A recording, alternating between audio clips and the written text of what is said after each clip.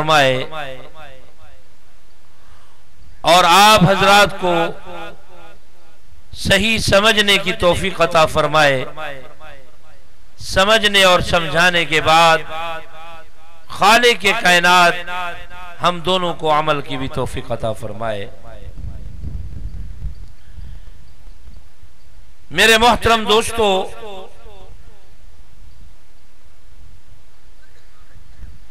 قرآن مجید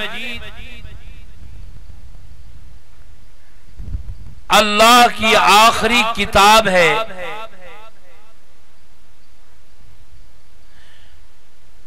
شاید بعض لوگوں کے دماغوں میں ہو کہ یہ کوئی برکت کی کتاب ہے یا صرف کوئی عقیدے کی کتاب ہے یا نماز بتاتی ہے، روزہ بتاتی ہے، صرف یہی کچھ کام ہے اس کتاب کا۔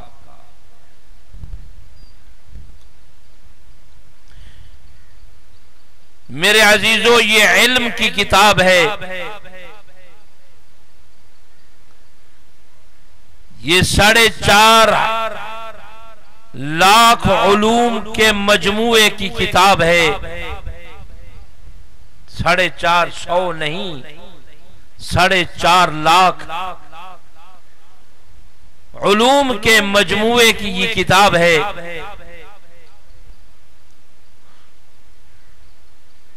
قرآن پاک کی آمد سے پہلے اس دھرتی پر تورات آئی، زبور آئی، انجیل آئی۔ میں مانتا ہوں، میرا اقرار ہے اس بات کا، امت مسلمہ جانتی ہے، مانتی ہے کہ وہ سچی کتابیں اللہ کی سچی کتابیں تھیں۔ سب حضرات کہو بے شک برحق کتابیں تھیں، اللہ کے سچے نبیوں پر اتری تھیں، آسمان سے آنے والی لا ریب کتابیں تھیں۔ مگر ایک بات دماغ میں رکھ لیں کہ وہ کتابیں صرف اتنے وقت کے لیے آتی تھیں کہ ایک نبی سے لے کر دوسرے نبی تک ایک کتاب آئی۔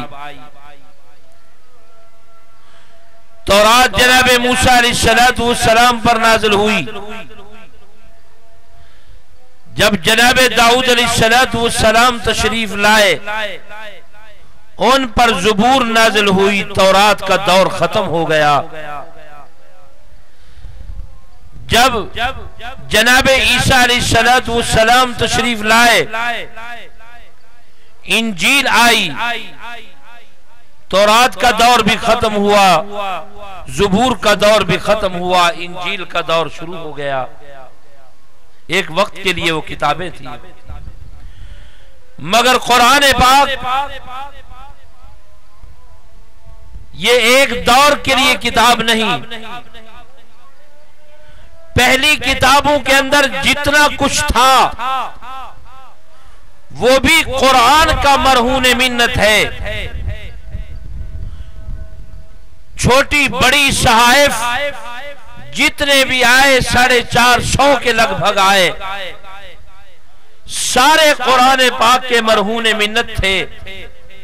قرآن پاک سے لے کر کچھ علوم ان میں کے اندر تھے۔ علم کا مجموعہ، علوم کا مجموعہ وہ قرآن پاک ہے، اور اس کائنات میں سب سے بڑے معلم اور سب سے بڑے عالم وہ جناب محمد الرسول اللہ، اونچی آواز سے کہہ دو صلی اللہ علیہ وسلم تشریف لے آئے۔ تورات بھی آئی، زبور بھی آئی، انجیل بھی آئی، مگر کہیں بڑے بڑے علم کے ادارے نظر نہ آئے، کہیں بڑی بڑی علم پڑھانے والی یونیورسٹیاں نظر نہ آئیں، مگر جب قرآن پاک آیا تو اللہ نے فرمایا اے پیارے پیغمبر اقرا بسم ربک الذی خلق، جاؤ لوگ جاہل ہیں، زمانہ جاہلیت کا ہے، جاؤ جا کے ان لوگوں کو پڑھاؤ، ان لوگوں کو علم سکھاؤ، ان لوگوں کے پاس علم نہیں ہے۔ میں پوچھتا ہوں تورات بھی تو آئی تھی، انجیل بھی تو آئی تھی، زبور بھی تو آئی تھی، مگر پھر بھی زمانے جاہلیت کے رہے۔ مگر جب قرآن آیا پھر اللہ نے فرمایا اقرا بسم ربک الذی خلق، اے نبی ان کو پڑھاؤ، یہ جاہلیت کے زمانے کے لوگ ہیں، پہلے دور جاہلیت کا گزرا ہے، اب دور علم کا آنے والا ہے۔ اور بتا دوں پڑھے لکھے حضرات بھی اس بات کو سنیں کہ قرآن کے آنے سے پہلے دور نے ترقی نہ کی، قرآن کے آنے سے پہلے زمانہ ترقی کی طرف نہ گیا، جب قرآن آیا تو دنیا ترقی کی طرف جانے لگی۔ پیارے پیغمبر جناب محمد الرسول اللہ صلی اللہ علیہ وسلم آئے، آپ نے قرآن کا علم سکھایا، حدیث کا علم سکھایا۔ رحمت للعالمین جناب محمد الرسول اللہ، اونچی آواز سے کہو پتہ چلے کہ محمد ہی بیٹھے ہیں، اور اونچی آواز سے درود پاک پڑھ کے کہو صلی اللہ علیہ وسلم۔ جب تشریف لائے آپ نے قرآن کا سب سے پہلے مدرسہ بنایا جس کا نام ہے مقام صفہ، جامعۃ الصفہ، جو رحمت للعالمین کا مدرسہ ہے۔ لوگوں نے جنہوں نے حج کی ہے انہوں نے پیارے پیغمبر کا وہ جامعہ اپنی آنکھوں سے دیکھا ہوگا، یہی وہ جامعہ ہے جہاں جناب ابو بکر صدیق اکبر بنے، جہاں جناب عمر ابن خطاب فاروق اعظم بنے، جہاں حضرت عثمان ذی النورین بنے، جہاں حضرت علی المرتضی حیدر کرار بنے، جہاں حضرت معاویہ رضی اللہ تعالیٰ کاتب الوحی بنے، جہاں حضرت ابو ہریرہ حافظ الحدیث بنے، جہاں حضرت عبداللہ ابن عباس رضی اللہ تعالی عنہ، اونچی آواز سے کہہ دو رضی اللہ تعالی عنہ، مفسر قرآن بنے۔ اور یہی وہ مدرسہ ہے جہاں حضرت بلال کو وہ شان ملی، چلتا زمین پر ہے قدموں کی آواز جنت میں آتی ہے۔ یہی وہ مدرسہ ہے جس کے اندر پڑھنے والے ابو بکر صدیق دنیا کے حکمران بنے، جناب عمر ابن خطاب 1200 مربع زمین پر حکمرانی کرنے والے بنے۔ یہی وہ مدرسہ ہے جس کے اندر قانون بتایا گیا، وگرنہ رحمت للعالمین کے آنے سے پہلے حکومتیں بھی تھیں، بادشاہتیں بھی تھیں، مگر کوئی قانون نہیں تھا۔ جو زور آور تھا اسی کی حکومت، جو غریبوں کو دبا سکتا تھا اسی کی حکومت، جس کے ہاتھ میں لاٹھی اسی کی بھینس۔ اب ذرا پہلے زمانے کو بھی دیکھو، قرآن کے زمانے کو بھی پھر دیکھ لو۔ میں آپ کو قرآن کا زمانہ بتا رہا ہوں۔ پہلے جس کے ہاتھ میں لاٹھی اسی کی بھینس، جو غریبوں کو دبا سکتا تھا وہی بادشاہ، جس کا علاقے پر ہولڈ وہی بادشاہ بن گیا۔ آؤ ذرا رحمت للعالمین جناب محمد الرسول اللہ صلی اللہ علیہ وسلم نے ابو بکر کو دنیا کا بادشاہ بنا دیا۔ جناب فاروق اعظم ایک دن تخت کے اوپر بیٹھے ہیں اور فرمانے لگے، اے عمر تجھے یاد ہوگا کہ تو اونٹ چرایا کرتا تھا، اور اگر تیرے اونٹ بھوکے رہ جاتے، خطاب تجھے رسیوں کے ساتھ مارتا تھا، آج تو 22 لاکھ مربع زمین کا مالک بن کے بادشاہ بن کے بیٹھا ہے۔ آج کیسر و کسرا کے بادشاہ تیرے نام سے ڈرتے ہیں۔ آج اگر تو دریائے نیل کے اندر اپنی پرچی ڈالتا ہے تو دریائے نیل چل پڑتا ہے، زمین پر اگر لاٹھی مارتا ہے تو زلزلے بند ہو جاتے ہیں۔ اے عمر تجھے پتہ ہے کیا وجہ ہے؟ فرمایا کہ یہ رحمت للعالمین کے قدموں میں بیٹھ کے قرآن کے علم کی برکت ہے کہ آج 22 لاکھ مربع زمین کا حکمران بنا بیٹھا ہے۔ یہ قرآن کی برکتیں ہیں، وگرنہ نمرود بھی آیا، وگرنہ فرعون بھی آیا، وہ زمانہ تورات زبور انجیل کا تھا، شداد بھی آئے جو دنیا کو قتل عام کرتے رہے، جو بنی اسرائیل کے 70,000 بچوں کو قتل کر گئے۔ بخت نصر بھی آیا جس نے بنی اسرائیل کے 70,000 لڑکوں کو ذبح کر دیا، مگر جب قرآن آیا، رحمت للعالمین کا فرمان آیا، یہ علم کی کتاب آئی، علم کا سمندر جب آیا، علم کے دریا پھوٹے، علم کی نہریں پھوٹی، رحمت للعالمین جب آئے تو زندہ دفن ہونے والی بچیاں آج ماؤں کا درجہ لے گئی، آج بہنوں کا درجہ لے گئی، آج بیٹیوں کا درجہ لے گئی۔ پیارے پیغمبر نے فرمایا، رحمت للعالمین نے فرمایا کہ تیری ماں کے قدموں کے اندر جنت ہے، تیرے باپ کی ہتھیلی کے اندر جنت ہے، چاہتا ہے تو باپ کے ہاتھ سے لے، چاہتا ہے تو ماں کے قدموں سے لے لے۔ اب کیوں نہیں زندہ دفن ہوتا؟ علم آیا، جہالت گئی، علم آ گیا، جاہل گئے۔ رحمت للعالمین کے فرمان نے، قرآن نے ریوڑ چرانے والوں کو پکڑا اور دنیا کا حکمران بنا دیا۔ علم آیا، آج اعلیٰ تعلیم کے دعوے دار بھی اگر کوئی نام رکھتے ہیں تو لائے فاروق نام رکھتے ہیں کہ قانون یہ فاروق اعظم کا ہے، یہ فاروق اعظم، یہ وہی عمر ابن خطاب ہے کہ جو خود کہتے ہیں کہ میں اونٹ چرایا کرتا تھا، پیارے پیغمبر کے قدموں میں آیا، آپ کے مدرسے میں داخل ہوا، میں نے قرآن کی تعلیم پڑھی، قرآن نے مجھے عمر ابن خطاب فرماتے ہیں فاروق اعظم بنایا۔ آج کیسر کا بادشاہ، آج کسرا کا بادشاہ بھی تھر تھر کانپتا ہے۔ ہر کل نے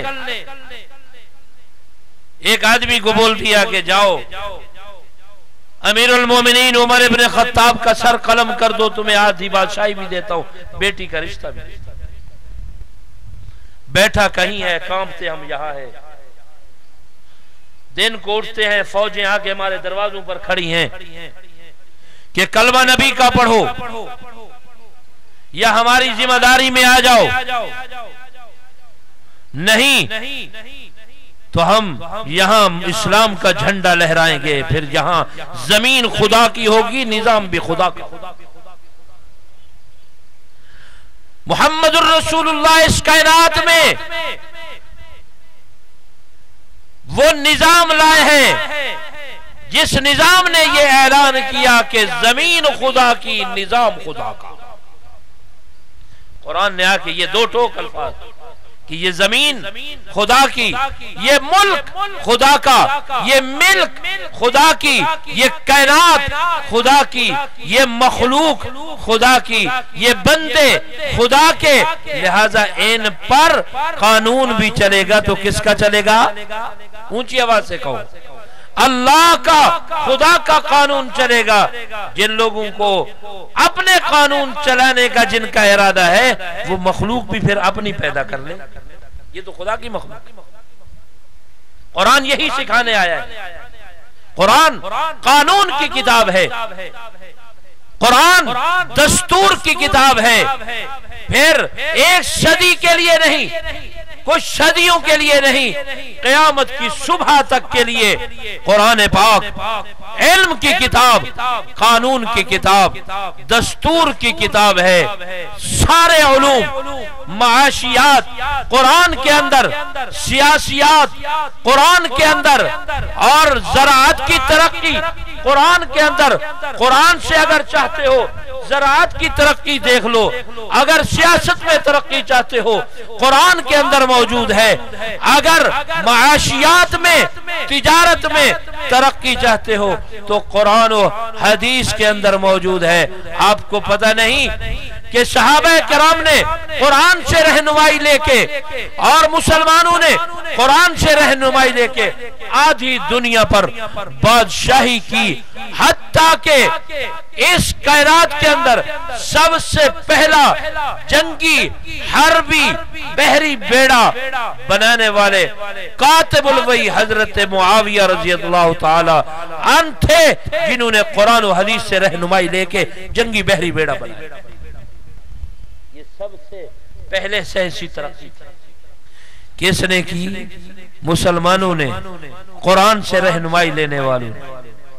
میرے عزیزو، میرے دوستو، یہ آج پوری دنیا میں جتنا علم بھی موجود ہے، خواہ وہ دنیاوی علم ہے خواہ وہ دینی علم ہے، دینی تو ویسے ہی دینی علم ہے، دنیاوی علم بھی پوری دنیا مشرق سے لے کر مغرب تک، شمال سے لے کر جنوب تک جتنا علم بھی آج چل رہا ہے یہ قرآن پاک کے علوم ہیں، وگرنہ تورات، زبور، انجیل میں سے اگر یہ علوم ہوتے تو پیارے پیغمبر کے آنے سے پہلے بھی صدیاں گزری تھی، پہلے کیوں نہ ترقی ہو سکتی؟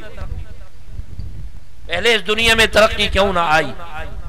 پہلے اس دنیا کے اندر جتنی آج ترقی ہے یہ قرآن پاک کی مرہون منت ہے۔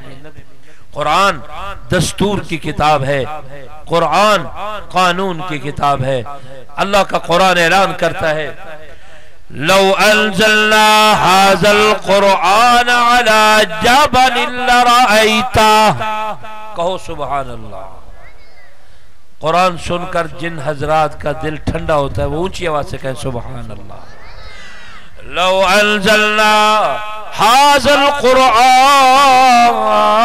على جبل لرأيته خاشعا متصدعا من خشية الله وتلك الأمثال نضربها للناس لعلهم يتفكرون۔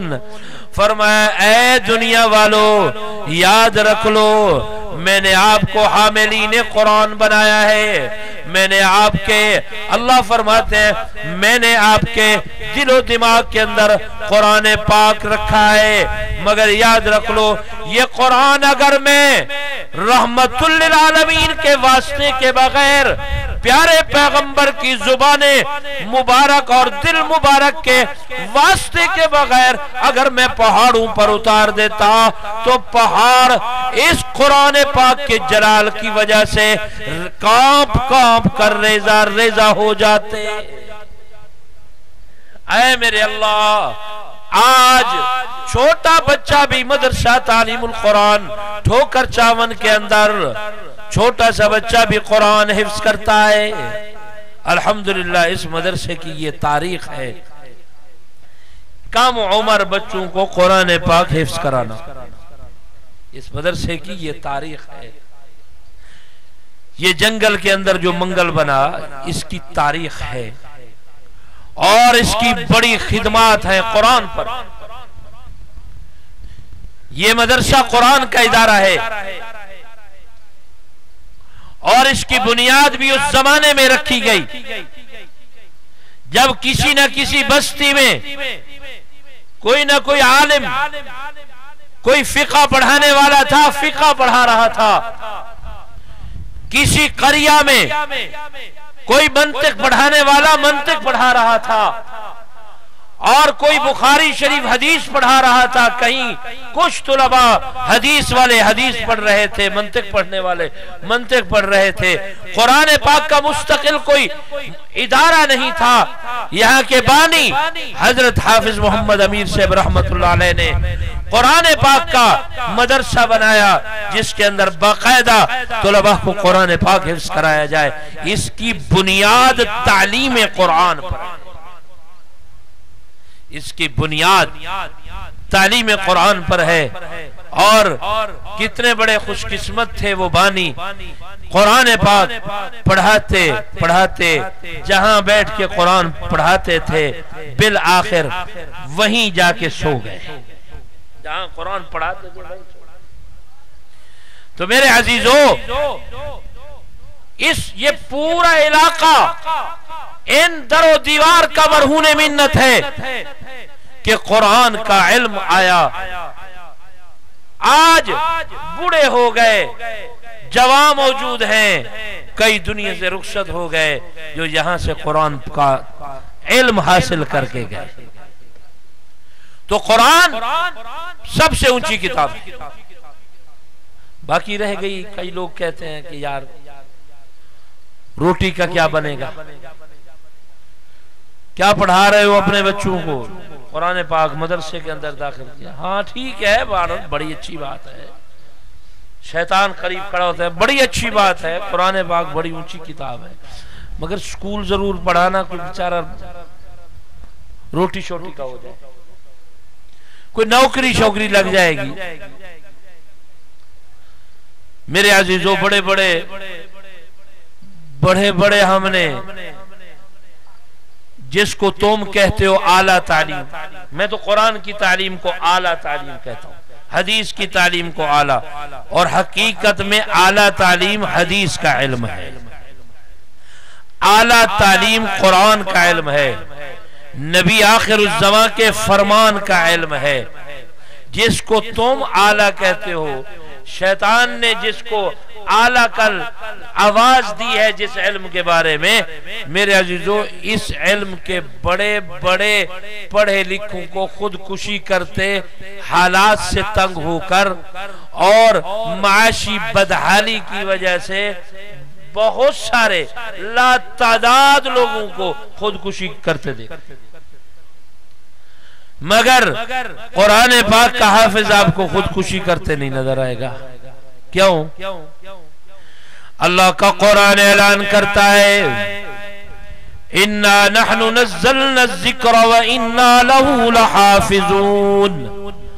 فرمایا اے حافظ قرآن، اے حافظ قرآن کے ابا، اے حافظ قرآن کے رشتہ داروں، تم بھی سن لو، خدا تمہیں کہتا ہے اِنَّا نَحْنُ نَزَّلْنَا الذِّكْرَ وَإِنَّا لَهُ لَحَافِظُونَ، قرآن کو نازل کرنے والا بھی میں رب، اور قرآن کی حفاظت کرنے والا بھی میں رب، اور قرآن کے ساتھ جڑنے والے جتنے لوگ ہیں، جاؤ جو میں جملہ کہہ رہا ہوں، جاؤ کسی مدرسے کے مفتی سے جا کے پوچھو، کسی بڑے عالم سے جا کے پوچھو کہ مولوی صاحب نے بولا ہے، جتنے قرآن پڑھانے والے، جتنے قرآن پڑھنے والے، جتنے قرآن کے حافظ، یہ آیت کہتی ہے ان کا محافظ بھی میں رب خود ہوں۔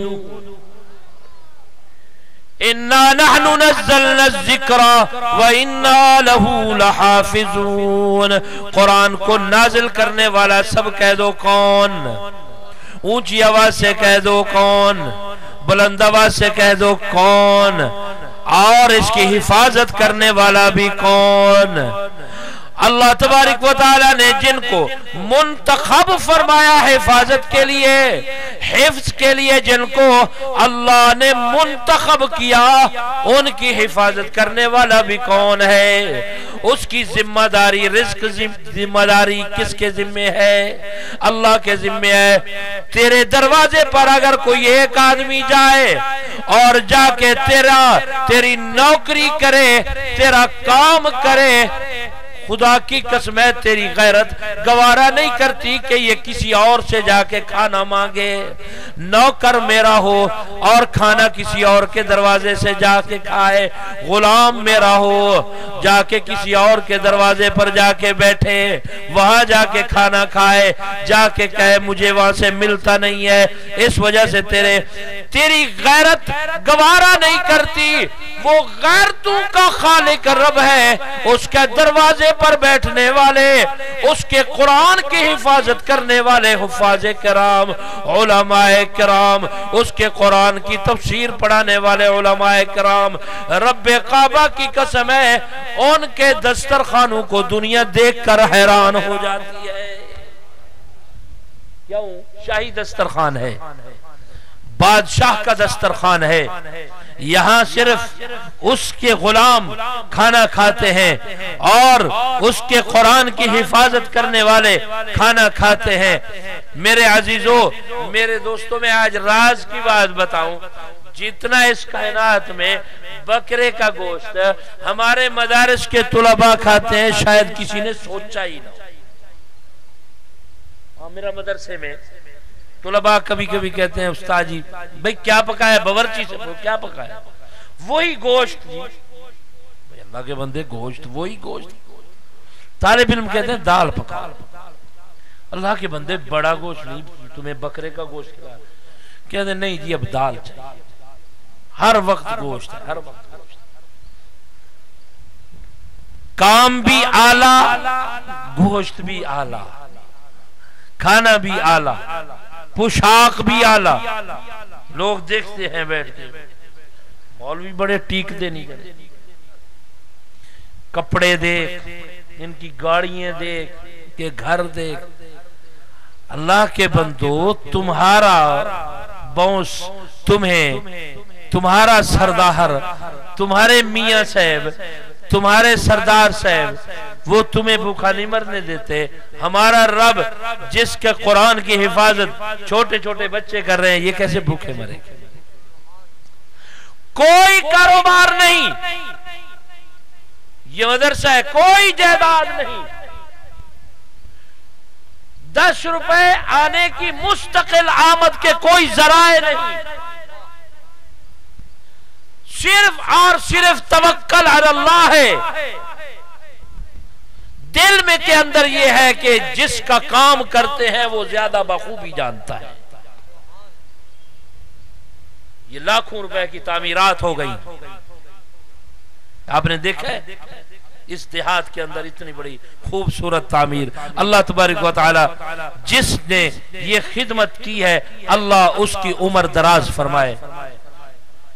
مسجد بن گئی، الحمدللہ مدرسے نے ابھی یہ جگہ خریدی اور بڑھائی۔ یہ کہاں سے؟ کوئی کاروبار تو ہے؟ یہ کس نے دیا ہے؟ یہ قرآن کی برکت ہے۔ کس کی برکت ہے؟ میرے عزیزو، میرے دوستو، قرآن کے علوم۔ آپ کو ایک بات بڑی اہم بتا دوں، چلو بس کریں، آخری بات آپ کو حیران کر دینے والی سناؤں۔ پاک و ہند کے اندر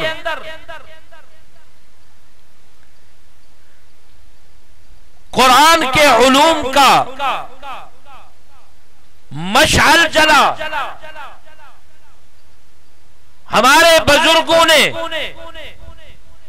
طب پر تحقیقات کی، ہمارے مسلمان بزرگوں علماء نے معاشیات پر تحقیقات کی، کتابیں لکھی۔ برطانیہ یہاں پاک و ہند کے اندر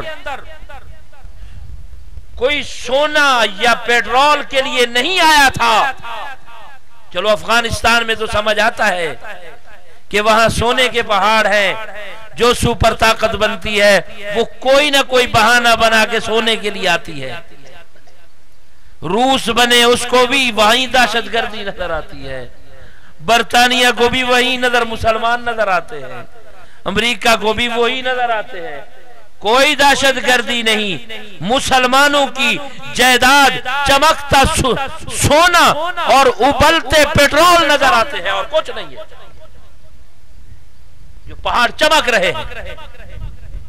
وہاں کے پڑھنے والے طلباء کہتے ہیں جی ہمارے دور دور پہاڑ گھروں کے جو ہے وہ دوپہر کے وقت وہاں سے چمکے آتی ہیں، وہاں سونے پڑے ہیں، وہی نظر آتے ہیں۔ پاک و ہند کے اندر کیا تھا؟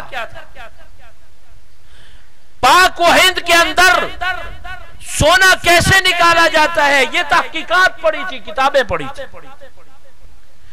طب کی مہارت کی کتابیں پڑھی تھی جو مسلمان لکھ لکھ کے اپنی آنے والی نسلوں کے لیے رکھ رہے تھے۔ برطانیہ وہی چوری کرنے آیا تھا، وہی ڈکیتی کر کے چلا گیا۔ آپ نے نہیں سنا کہ بغداد کے اندر مسلمانوں کی کتابیں، علمی اثاثہ، ہماری تحقیقات کی کتابیں جتنی یہ لے کے جا سکے ڈاکو لے گئے، باقی دریا کے اندر بہا گئے، دریا جو ہے وہ سیاہی بن گیا، ڈکیتی ہوئی۔ ڈاکو جلدی سے گیا، اپنی زبان میں ترجمہ کیا، اوپر اپنا نام لکھا اور کہا ہم نے لکھا۔ یہ علوم قرآن کے ہیں جو مسلمانوں کی تحقیق شدہ ہے۔ ہم تو زیرو سے دوبارہ میرے علماء شروع ہوئے الحمدللہ۔ اب جب دیکھا کہ یہ پھر اس پوزیشن میں آ گئے، اب پھر کہہ دیا مدرسے دہشت گرد، کوئی مدرسے دہشت۔ آپ کو یہاں 60 سال ہو گیا، آپ کے آبا و اجداد کو یہاں 60 سال ہو گیا، اس مدرسے کو آدھی صدی سے اوپر گزر گیا، کوئی ایک بندہ اٹھے اور کہے کہ یہاں کے مدرسے کے طالب علموں نے یہاں ڈکیتی کی ہے، یہاں کے مدرسے کے طالب علموں نے کوئی قتل کیا ہے، یہاں کے مدرسے کے طالب علموں نے کوئی ایسا جرم کیا ہے، آپ ایک مثال اس 60 سال میں پیش نہیں کر سکیں گے۔ آ جاؤ، دارالعلوم عیدگاہ کبیر والا ہے، وہاں کے طلباء کوئی ایک واقعہ پیش نہیں ہوگا۔ بس ایسی بات کرو کہ جی مدرسے دہشت گرد ہے، کون سا؟ بس تاکہ لوگ کہیں کوئی ہوگا۔ جیسے وہ لوگوں سے پوچھا جائے تمہارا قرآن کا حافظ ہے کوئی؟ دشمنان قرآن سے جی ہے، کہاں ہے؟ لاہور والوں، وہاں جا کے پوچھو، جہاں تو کوئی نہیں ہے، پشاور میں، تاکہ لوگ کہیں ہے صحیح، پتہ نہیں کہاں ہے۔ مدرسے ہیں تو صحیح دہشت گرد، پتہ نہیں ہے کہاں۔ میرے عزیزو، یہ قرآن کے خلاف، علماء کے خلاف یہ سازش ہے، ترقی کی راہوں میں رکاوٹیں ڈالی جا رہی ہیں۔ علم سارا قرآن میں ہے الحمدللہ، علماء یہ صلاحیت رکھتے ہیں، وہ معاشیات کی تحقیق بھی کر چکے ہیں اور الحمدللہ سیاسیات بھی کی ترقی بھی کر چکے ہیں، الحمدللہ فلکیات کی ترقی بھی کر چکے ہیں۔ آج چاند نظر آنے سے پہلے تمہاری رویت ہلال کمیٹی نہیں بتا سکتی، میرے علماء کا اسلام اخبار پر اور ضرب مومن پر پہلے 10 دن پہلے آ جاتا ہے کہ اس بار چاند 29 کو یا 30 کو نظر آنے کا امکان ہے یا نہیں۔ فلکیات کا علم قرآن سے علماء کے پاس۔ میرے عزیزوں، میرے دوستو، یہ سارا اپنی اولادوں کو، میرا کہنے کا مطلب یہ اپنی اولادوں کو قرآن کے ساتھ وابستہ کر۔ آج یہ مجمع مجھ سے وعدہ کرے کہ اپنے بچوں کو قرآن کا حافظ اور عالم بناؤ گے یا نہیں بناؤ گے؟ ہاتھ کھڑا کر کے بتاؤ، سارے ہاتھ کھڑا کر کے بتاؤ، قرآن کے حافظ بناؤ گے یا نہیں بناؤ گے؟ میرے 2 بیٹے ہیں، میں نے الحمدللہ حافظ بنا دیا، عالم کے لیے ڈال دیا، باقی دوسری طرف کوئی علم نظر آئے تو ڈالے۔ علم ہی قرآن، علم ہی نبی آخر الزمان کا فرمان۔ معلم، آپ صلی اللہ علیہ وسلم نے فرمایا انما بعثت معلما، فرمایا میں معلم بنا کر بھیجا گیا ہوں، میں کائنات کو پڑھانے کے لیے بھیجا گیا ہوں۔ اور اللہ نے فرمایا جا میرا نبی اقرا، ان کو پڑھا، یہ جاہل ہے۔ علم کی کتاب قرآن پڑھانے والا نبی آخر الزمان، سب سے پہلا مدرسہ اور مقام صفہ، یہ سارے مدرسے نبی کے اس مدرسے کی شاخیں۔ اللہ آپ کو مجھے پوری امت مسلمہ کو قرآن مجید پر عمل کرنے کی توفیق عطا فرمائے اور قرآن کا علم ہماری اولادوں کو سیکھنے کی توفیق عطا فرمائے، ہمیں بھی پہلے سے زیادہ علم عطا فرمائے۔ وآخر دعوانا الحمدللہ۔